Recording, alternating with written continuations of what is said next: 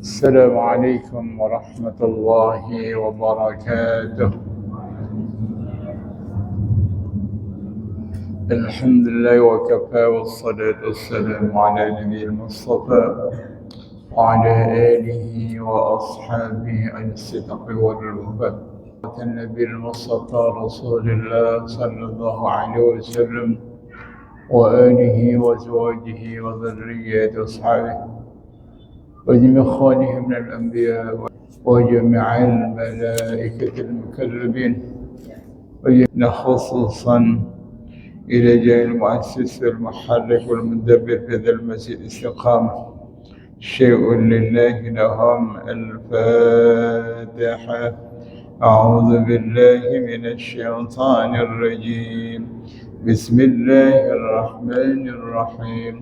الحمد لله رب العالمين، الرحمن الرحيم، مالك يوم الدين، إياك نعبد وإياك نستعين، اهدنا الصراط المستقيم، صراط الذين أنعمت عليهم غير المغضوب عليهم ولا الضالين. آمين. Kita baca dari ayat 7 surah Al-Hujurat. أعوذ بالله من الشيطان الرجيم. بسم الله الرحمن الرحيم. واعلموا أن فيكم رسول الله لو يطيعكم في كثير من الأمر لعنتم، ولكن الله حبب إليكم الإيمان وزينه في قلوبكم وكره إليكم الكفر والفسوق والعصيان، أولئك هم الراشدون، فضلا من الله ونعمة، والله عليم حكيم. وإن طائفتان من المؤمنين اقتتلوا فأصلحوا بينهما، فإن بغت إحداهما على الأخرى فقاتلوا التي تبغي حتى تفيء إلى أمر الله، فإن فاءت فأصلحوا بينهما بالعدل وأقسطوا، إن الله يحب المقسطين. إنما المؤمنون إخوة فأصلحوا بين أخويكم واتقوا الله لعلكم ترحمون. صدق الله العظيم. Bapak Ibu jamaah sekalian rahimakumullah, segala pengurus masjid yang kita muliakan, yang kita cintai, puji syukur kita panjatkan kepada Allah Subhanahu wa taala, salat dan salam segala terlimpah kepada baginda Rasulullah sallallahu alaihi wasallam, kepada keluarga, sahabat dan umatnya. Kemarin kita sudah mengkaji ayat ke-7. Ini kita ulang sedikit, bahawa Allah menyadarkan kita bahawa di sisi kita ada Rasulullah sallallahu alaihi wasallam. Kemudian kita tidak diperbolehkan untuk banyak pendapat di hadapan Nabi, tidak boleh banyak mengusulkan kepada Nabi, karena hakikatnya agama ini Allah Subhanahu wa taala yang menyusun, dan Nabi juga yang paling tahu tentang agama yang akan diberikan. Jadi enggak usah terlalu banyak bertanya. Saat-saat dulu Al-Quran turun atau saat hadis keluar, Jadi kalau kita banyak bertanya kepada Nabi nanti justru akan memberatkan kita. Rusaknya umat zaman dahulu kala karena banyaknya pertanyaan kepada para Nabi dan Rasulnya. Namun Allah Subhanahu wa Ta'ala bersikap lembut, bersikap indah kepada sahabat, pada umat ini dengan firman-Nya, "Walakin Allah habbaba ilaikumul iman." Akan tetapi Allah memberikan rasa cinta kepada para sahabat, yakni mencintai iman, dan iman itu menghiasi hati mereka. Sekaligus Allah Subhanahu wa Ta'ala memberikan rasa benci kepada kekurangan, kefasikan dan kemaksiatan. Ulaika humur rasyidun, para sahabat itu mereka adalah orang-orang yang rasyid, orang-orang yang mendapatkan petunjuk. Fadlan minallahi wa ni'mah, semata-mata itu adalah anugerah dari Allah dan nikmatnya. Wallahu alimun hakim, Allah Maha mengetahui lagi Maha bijaksana. Jamaah sekalian rahimakumullah, jadi yang menanamkan iman dan rasa cinta kita kepada Islam ini adalah Allah. Iya. Jadi bukan kita karena kita belajar, karena kita banyak baca Quran, karena kita pernah pesantren, kemudian kita mendapatkan iman seperti ini, mau aktif di masjid, mau salat istiqamah, mau beramal, bukan keinginan semata kita, tapi adalah anugerah Allah Subhanahu wa Ta'ala. Banyak orang-orang yang dia adalah pintar, ya, umurnya juga sudah pensiun dan dia juga kecukupan, tidak ada kekurangan, tapi berat beribadah. Ada apa enggak? Banyak banget. Tidak disadarkan oleh Allah. Menganggap bahwa kehidupan dunia ini adalah kehidupan yang untuk dinikmati. Padahal dunia ini kan perjuangan kita untuk mencapai keridhaan Allah. Jadi kalau orang Mu'tazilah atau orang Qadariyah, mereka mengatakan iman atau tidak iman tergantung saya. Jadi dia menentukan iman atau tidak iman itu saya. Kalau memang ada ayatnya, ya, faman syaa falyu'min faman syaa falyakfur. Siapa yang mau beriman silahkan, siapa mau kufur silahkan. Itu bukan dipakai untuk masalah ini. Itu adalah tantangan dari Allah atau semacam ejekan ketika sudah ada peringatan, kok enggak mau, ya silahkan mau beriman atau kufur.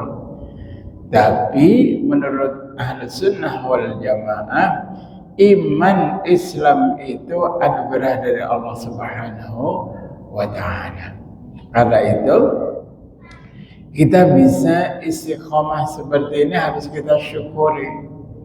Jangan kita menepuk dada, aku sudah mencapai prestasi ibadah seperti ini, sudah bisa mencapai usia segini masih bisa ibadah, pasti masuk surga. Ini takut imannya dicabut kalau ada kesombongan seperti itu. Sehingga ada doa apa Pak? Doanya Pak, Rabbana la tuzigh qulubana ba'da idh hadaitana wa hab lana min ladunka rahmah innaka antal wahhab. Tuhan, jangan Engkau cabut iman yang telah Kau anugerahkan kepada kami. Jadi iman itu adalah anugerah dari Allah, sehingga orang penduduk surga itu ketika dia melihat surga, dia mengatakan alhamdulillahilladzi hadana li hadza wa ma kunna linahtadiya law hadana Allah. Segala puja bagi Allah yang telah berikan petunjuk sampai kau masuk surga ini. Ini semata-mata petunjuk dari Allah Subhanahu wa Ta'ala.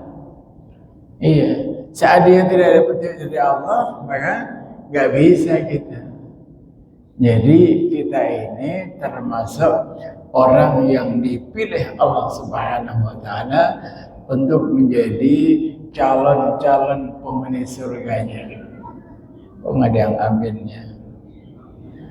Iya, kalau nggak ditakdirkan oleh Allah, mungkin kita sore-sore begini di depan TV, wah. Atau maghrib kita mesti pakai celana pendek, kan nggak mungkin. Ya. Alhamdulillah kita kok digolongkan. Nah ini merupakan fadlan minallahi wa ni'mah, anugerah dari Allah dan nikmatnya. Iya, sehingga kalau ada orang kok bangga karena keislamannya sudah mencapai prestasi ini, prestasi itu, wah itu salah itu. Iya. Nabi sendiri mengatakan seandainya tidak ada petunjuk dan tidak ada kasih sayang Allah, maka kita tidak bisa salat, kita tidak bisa sedekah. Itu senandung syair yang pernah disampaikan oleh Nabi ketika menggali perang Khandaq. Iya. Jadi Nabi sendiri mengatakan seandainya tidak karena petunjuk dan kasih sayang Allah, maka kita tidak bisa salat, tidak bisa sedekah. Alhamdulillah kita mendapatkan fadlan minallahi wa ni'mah dan anugerah Allah dan nikmatnya. Wallahu alimun hakim, dan Allah Maha mengetahui lagi Maha bijaksana. Nah karena itu Pak, Imam Ghazali itu pernah prihatin Pak, dan dia mengatakan aku layak masuk ke dalam neraka. Jadi keprihatinannya dia itu khawatir dia dilempar ke neraka. Karena Imam Ghazali saat itu sudah mengarang kitab banyak, sudah mengajar dan sangat terkenal menjadi qadhi. Kenapa? Karena dia merasa bahwa ibadah yang dilakukan Imam Ghazali itu rutinitas. Ada rutinitas yang terus-menerus dilaksanakan. Tidak ada prestasi peningkatan amal secara signifikan. Ayo sekarang Bapak lihat bangun pagi ngapain Pak? Iya bangun, wudu, sholat subuh atau mandi, sholat subuh. Setelah itu apa? Pekerjaan rutin. Setelah itu apa? Kemudian sampai zuhur sholat. Habis zuhur nanti kita makan nanti asar kita sholat lagi. Terus kemudian maghrib asar maghrib sholat lagi, isya sholat lagi, tidur sampai subuh. Nah pekerjaan itu sudah berapa lama Pak? Rutin begitu. Pertanyaannya, kita sudah ada peningkatan apa enggak ibadah-ibadah itu? Atau rutinitas? Ketika Allah Subhanahu wa ta'ala bertanya kepada kita, apakah Allah mengatakan berapa banyak sedekah kamu? Berapa banyak amal kamu? Berapa banyak kamu melaksanakan sholat? Tidak. Allah tidak bertanya itu. Di dalam Al-Quran nggak ada pertanyaan macam itu. Tapi yang ditanya satu Pak.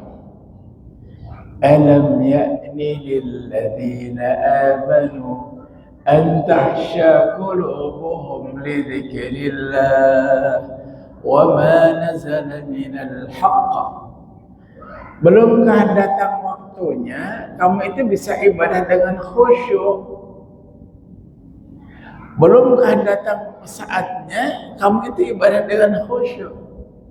Setelah Allah memberikan ajaran-ajaran yang banyak dan setelah umur terus berlanjut. Iya. Ada sekarang orang yang mengatakan, Ustaz saya ibadahnya sudah khusyuk, tunjuk jari coba. Termasuk Ustaznya. Iya. Tapi walaupun kita belum khusyuk, tapi nggak pernah membangun kekhusyuan. Karena kita menganggap bahwa kalau sudah sholat ya sudah selesai. Kalau sudah puasa Ramadan ya sudah selesai. Apalagi sudah haji, sudah sempurna rukun Islam yang kelima. Seakan selesai tugas. Padahal Allah mengatakan, alam ya'ni lilladzina amanu an tahsya qulubuhum. Belumkah datang waktunya kamu bisa ibadah sampai khusyuk? Gimana Pak? Jadi anugerah dari Allah, fadlan min Allah wa ni'mah tadi, memang kita sudah menikmati itu, tapi kita asik dengan itu sehingga kita lupa meningkatkan kualitas ibadah kita kepada Allah. Betul apa enggak kira-kira? Yang terjadi kan begitu Pak ya. Nah, pernah apa enggak Bapak latihan salat khusyuk Pak? Iya. Kalau Imam Ghazali kemudian bertobat, dia mengurung diri sampai 4 bulan, Pak. Sampai 4 bulan dia mengurung diri untuk membetulkan hatinya.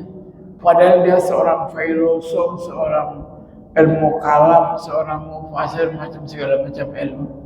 Dia masuk ke dalam kamar 4 bulan, baru keluar, baru mendapatkan itu khusyuk itu Pak. Iya. Kalau di dalam ilmu tarekat ada namanya suluk. Suluk itu dia dalam bimbingan syekhnya untuk dia membaca tertentu, salat tidak pernah terlambat, jamaah tidak pernah terlambat selama ada yang 40 hari, ada yang sekian hari gitu Pak. Nah, kalau kita masih rutinitas, astagfirullah al-azim, tapi masing-masing sudah mengklaim rasanya saya pantas masuk surga. Iya, termasuk saya Pak. Astagfirullahaladzim. Fadlan minallahi wa ni'mah. Anugerah Allah dan rahmat Allah tertumpah untuk kita. Wallahu alimun hakim. Ingat, Allah ahli mengetahui kadar ketakwaan kita masing-masing. Allah tahu kok hati yang sering bengong, isinya apa hati. Hakim dan Allah akan mengadili itu. Iya, kita salat di depan Allah, hati kita kemana, Allah mengetahui, dan hakim Allah akan mengadili kita. Kamu kan salat bukan untukku kan? Kamu salat untuk surga kan? Kamu salat untuk jauh dari neraka kan? Bahkan kamu salat untuk semua dunia kamu lancar kan? Astagfirullahaladzim. Wallahu alimun hakim. Allah mengetahui dan hakim, zat yang mengadili. Sudah, itu ayat yang kemarin kita sudah bahas, kita tambah sedikit. Ayat berikutnya. وَإِنْ طَائِفَتَانِ مِنَ الْمُؤْمِنِينَ اقْتَتَلُوا فَأَصْلِحُوا بَيْنَهُمَا. Apabila ada ta'ifatani, 2 kelompok minal mu'minin, dari orang-orang yang beriman, iqtatalu, perang, saling bunuh-bunuhan. Fa'aslihu bainahuma, maka damaikanlah mereka. Iya. Jadi peristiwa perang antara sama muslim itu pernah terjadi, Pak. Dan itu ada dalam Al-Quran. Artinya tidak menutup kemungkinan antara orang mukmin itu berselisih sampai bunuh-bunuhan. Ya Pak. Nah, kalau hanya orang mukmin kok cuma berdebat, berantem biasa. Zaman dulu sampai bunuh-bunuhan. Iya. Tapi ketika ketika perang seperti itu, Allah masih mengatakan faslihu, damaikan. Iya.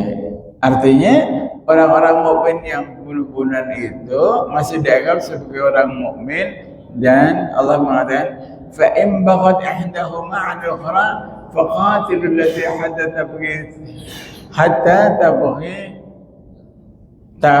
tabghi amrillah. Faqatilul lati tabghi hatta tafi'a ila amrillah. Seandainya ada yang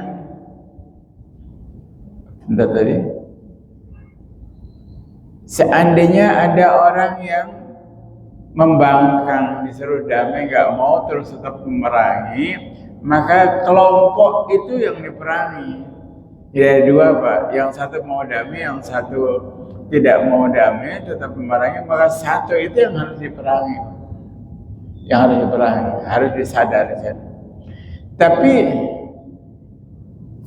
Fa in fa'at wasbiq bainahu bil adli wal ihsan. Kalau mereka mau damai lagi dan mau ikut ajaran Allah, ya udah didamaikan lagi. Artinya kemungkinan terjadi peperangan itu mungkin. Kemudian seandainya ada kelompok pembangkang itu boleh diperangi, tapi kalau sudah mau berdamai ya udah kembali kita berbuat adil kepada mereka. Innallaha yuhibbul muqsitin. Sesungguhnya Allah mencintai orang yang berbuat adil. Kalau dalam sejarah itu begini Pak, ada kaum Khawarij yang pernah bunuh-bunuhan itu kaum Khawarij. Kaum Khawarij itu adalah kelompok yang menganggap orang yang mengikuti Sayyidina Ali atau kelompok juga yang mengikuti Muawiyah itu kafir. Jadi kelompok Khawarij itu yang mengkafirkan Ali dan Muawiyah.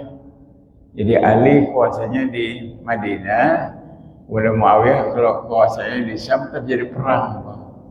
Nah perang itu kelompok Ali sebenarnya menang. Ketika sudah mau menang, kelompok siapa namanya Muawiyah ngejak damai. Akhirnya terjadi musyawarah. Dalam musyawarah itu yang memimpin musyawarah itu dari Muawiyah seorang diplomat ulung namanya Amr bin As. Yang dari Ali orang paling saleh namanya Abu Musa al-Asy'ari.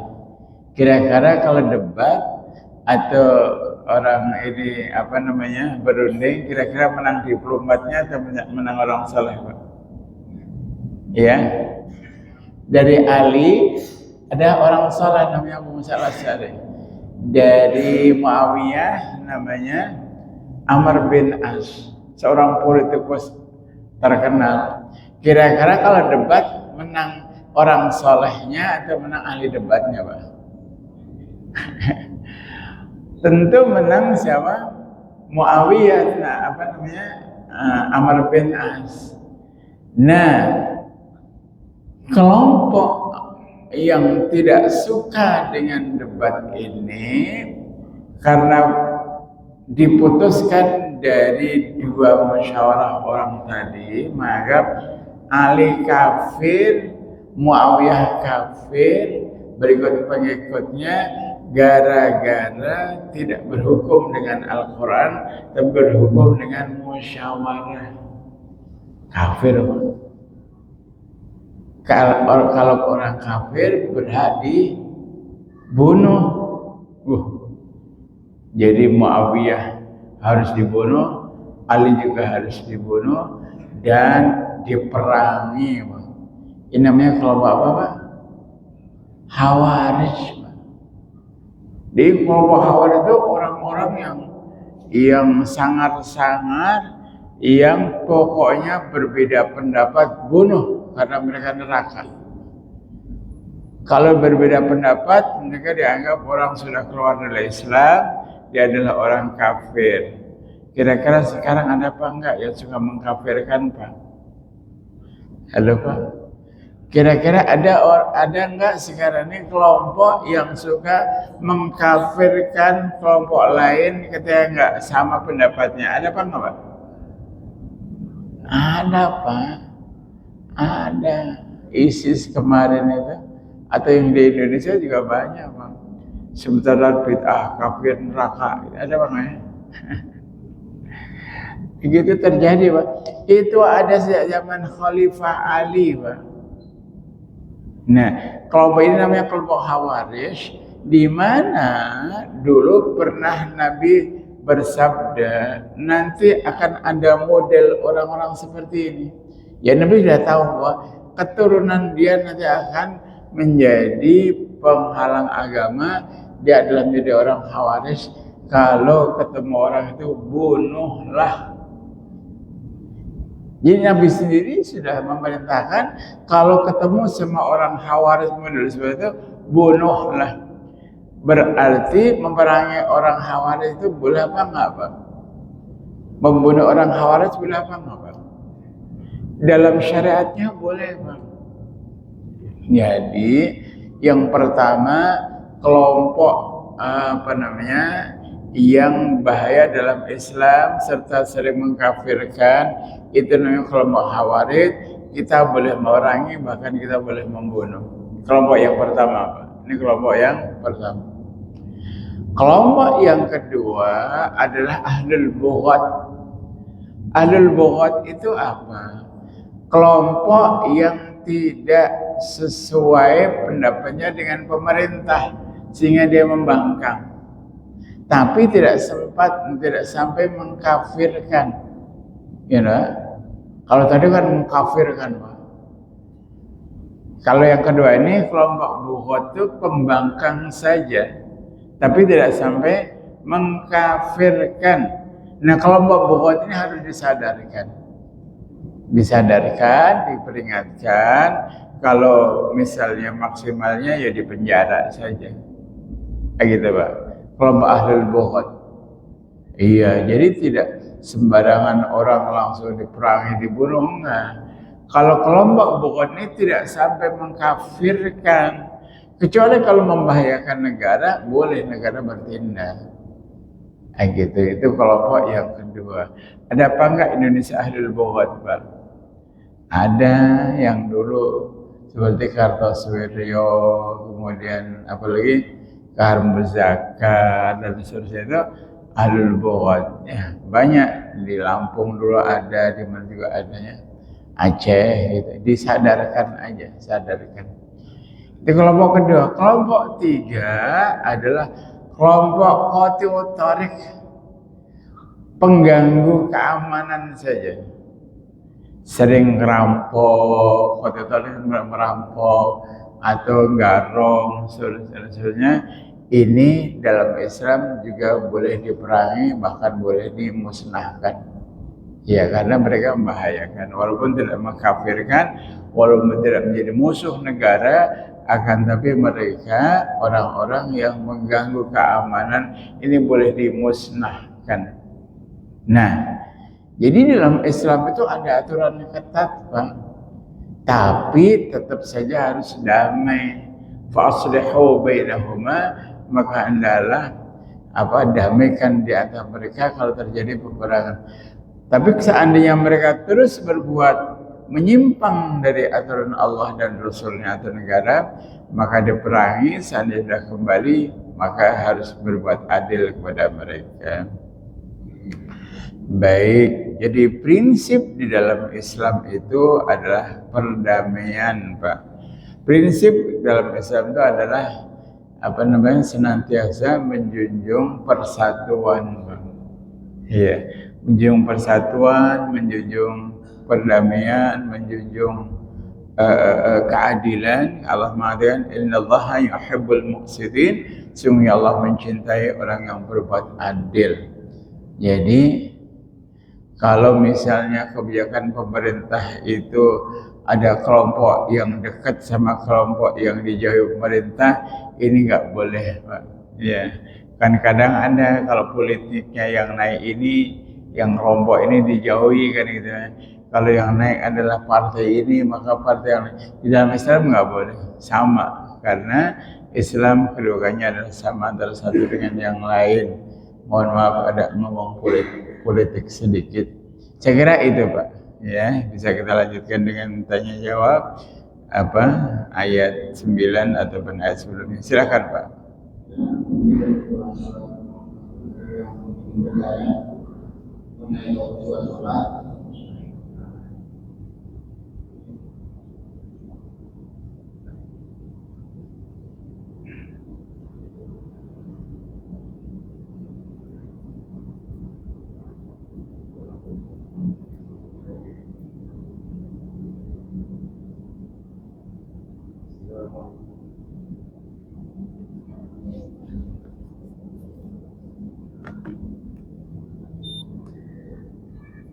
Silakan, Pak. Jadi, Assalamualaikum warahmatullahi wabarakatuh. Terima kasih Kiai atas waktunya. Jadi yang saya tangkap masalah ada dua kelompok.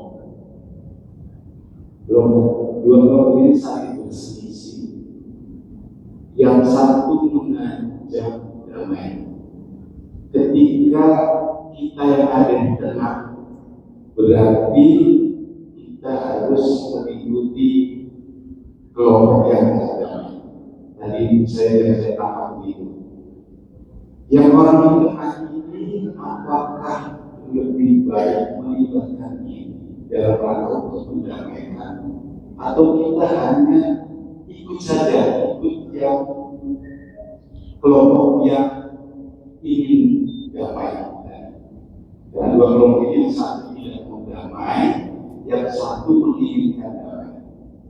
Jadi istilahnya kita yang tengah ini, apakah kita cukup dengan mengikuti yang kelompok yang ingin damai, atau ikut melibatkan diri secara insan? Itu saya terima kasih. Iya, saya ulang lagi. Apabila ada dua kelompok yang berantem, fa aslihu bainahuma, maka damaikanlah antara keduanya ini. Siapa yang bertanggung jawab untuk mengislahkan itu? Yang bertanggung jawab mengislahkan ya hakim.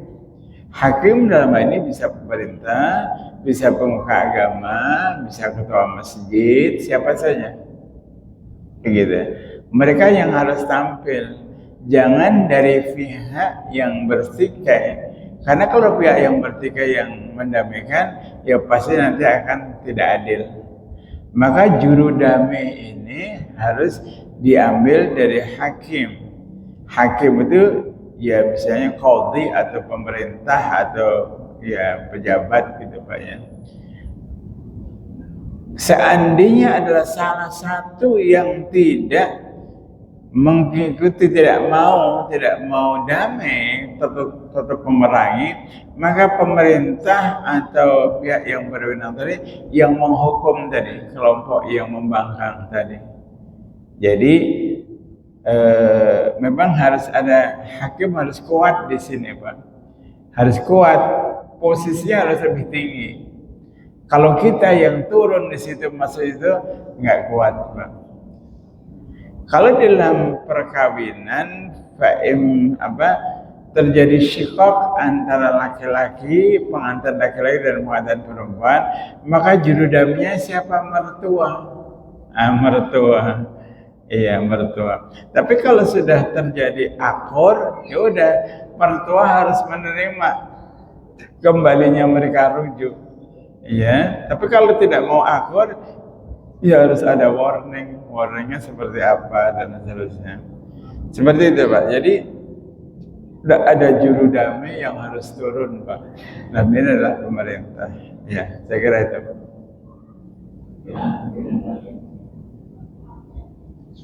Ya guys.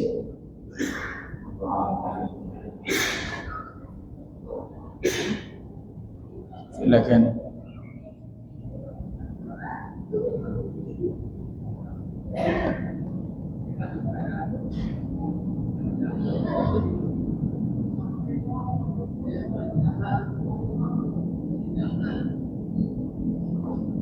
Assalamualaikum warahmatullahi wabarakatuh.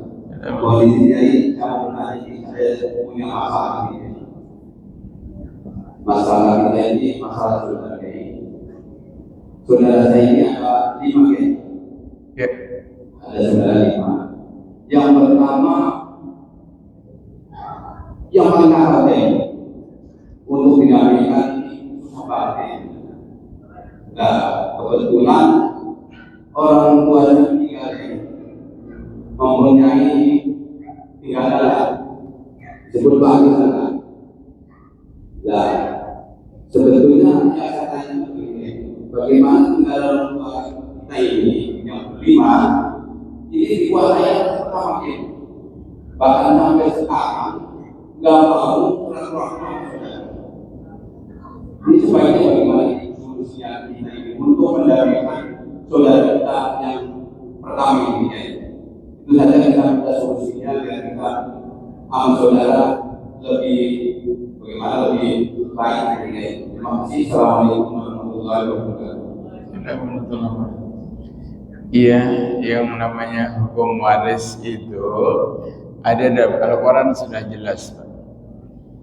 Jadi faraid nama ilmunya, di mana laki-laki mendapatkan bagian 2 bagian, perempuan dapat 1 bagian. Antara kakak adik yang laki-laki sama yang tua sama yang muda sama. Juga perempuan yang kakak yang tertua ataupun yang adik yang paling muda sama-sama perempuan jatahnya 1. Sekarang pertanyaannya bagaimana ini yang paling tua pengen menguasai dan tidak mau membagi kepada adik-adiknya. Yang pertama, ya dia pasti berdosa. Yang kedua, selesainya bagaimana? Ya masalah perdata jadinya. Masalah perdata dibawa ke meja hakim, meja hijau untuk penyelesaian itu. Kalau misalnya kita datangkan Pak Ustadz, bagaimana yang nggak didengar? Nggak didengar. Jadi harus dibawa ke meja hijau disidangkan, Pak. Jelas kok itu. Ya, di pemerintah juga pasti ada solusinya, Pak. Iya. Nah, karena kalau itu kan sifatnya nafsu, Pak. Ya. Nafsu dalam Islam itu, masya Allah, ketat sekali dalam pembagian waris itu. Iya. Sehingga Allah mengatakan orang yang tidak membagi warisan dengan adil atau tidak memakai hukum Allah, maka dia termasuk orang yang fasik.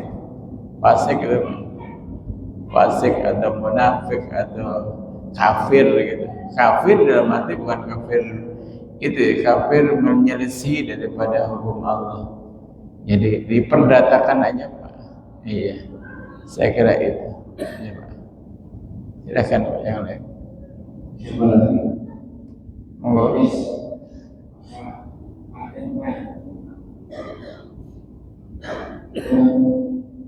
Silakan.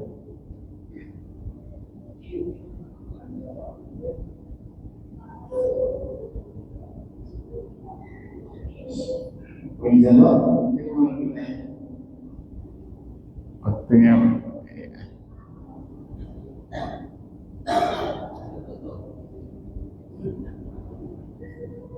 silakan, masih ada beberapa menit lagi.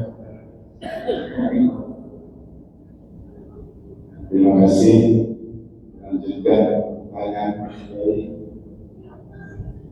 ibadah kelas kita itu masih hari ini bahkan lebih buruk daripada kemarin. Sementara kalau saya tangkap tadi Pak Kiai menyampaikan setelah Imam Ghazali seolah-olah masih memiliki, kalau dia banyak dosa pasti. Bagaimana dengan saya yang kadang-kadang hari ini lebih buruk daripada kemarin? Tips atau doa apakah yang supaya saya dan anak saya tentunya keluarga saya paling tidak, kalau tidak meningkat ya masih seperti kemarin, sama dengan kemarin. Karena kalau mendengarkan pengajian itu feel sekali sepertinya Allah hanya kau akhirnya sekedar ya Allah mohon maaf ampuni saya jika saya tahu sujud pun kadang nyari aturan berpikir di balik-balik karena ingat sholat saja saya masih ingat pengen nyentil pakai kawan, artinya masih kesana kemari. Ini bagaimana doa? Doa sih. Nabi mengajarkan jangan kalian lupa setelah sholat kalian membaca Allahumma a'idni ala dzikrika wa syukrika wa husni ibadatik. Kita mohon kepada Allah, a'idni ala dzikrika, ya Allah, tolong kami untuk bisa senantiasa ingat kepadamu. Ya. Allahumma a'idni ala dzikrika wa syukrika, atau senantiasa syukur kepadamu, wa husni ibadat, dan baguskanlah ibadah kami kepadamu. Ya, itu di antara.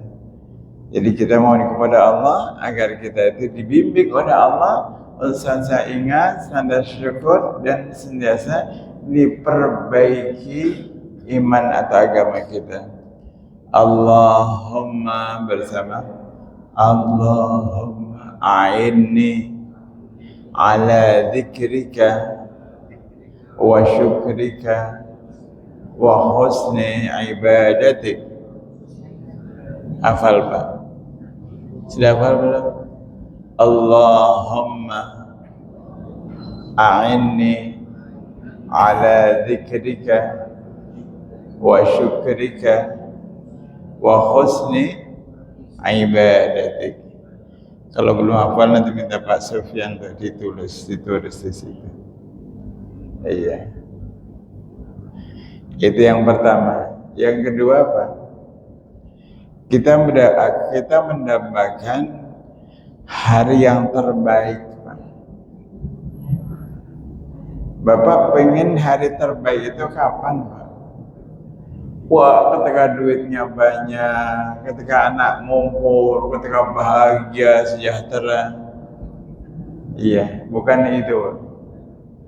Kita mendapatkan hari terbaik itu bukan tercukupi sandang, pangan, papan, kemewahan. Tidak, yang kita impikan bukan itu. Tapi yang kita impikan adalah yauma alqaka fi. Hari yang terbaik yang kita dapatkan adalah hari saat aku berjumpa denganmu, wahai Tuhan. Jadi hari terbaik itu adalah hari yang kita dapatkan, hari di mana kita bisa berjumpa dengan Tuhan. Itu hari yang terbaik.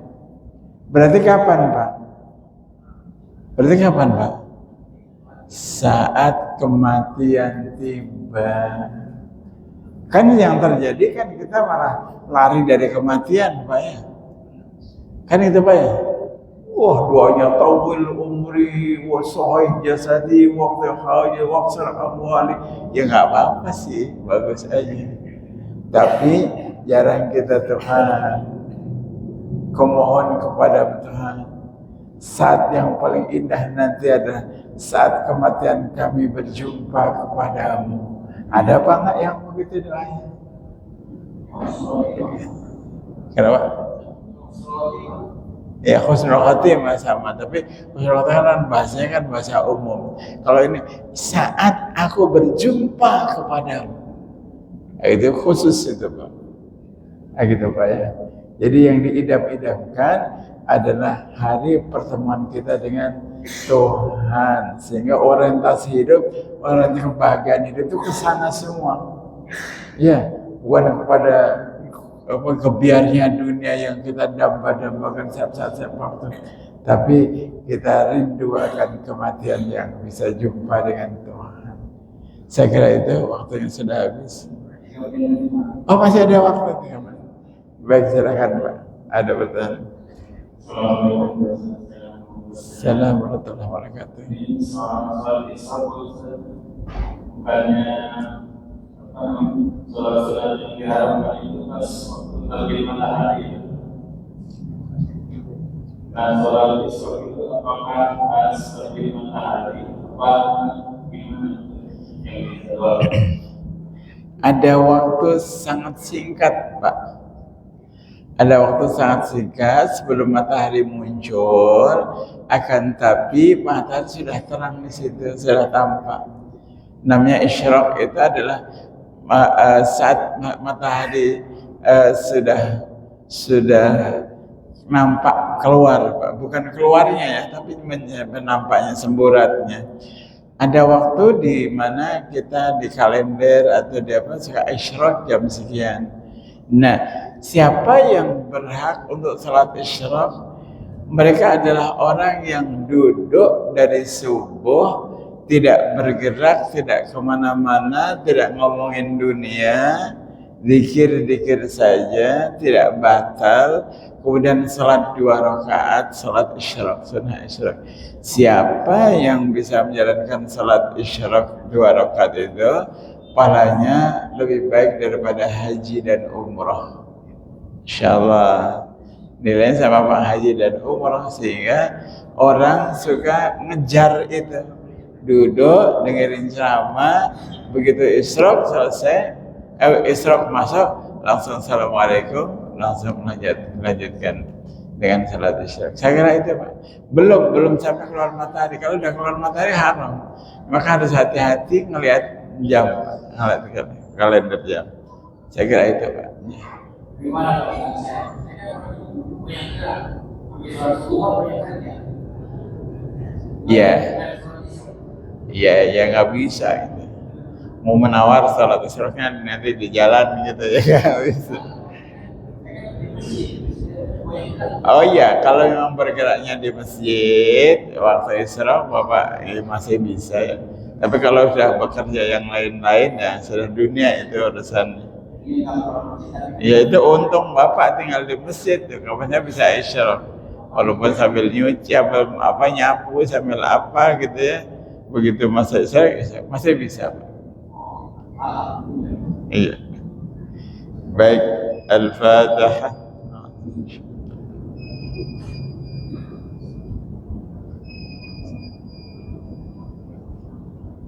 Assalamualaikum warahmatullahi wabarakatuh.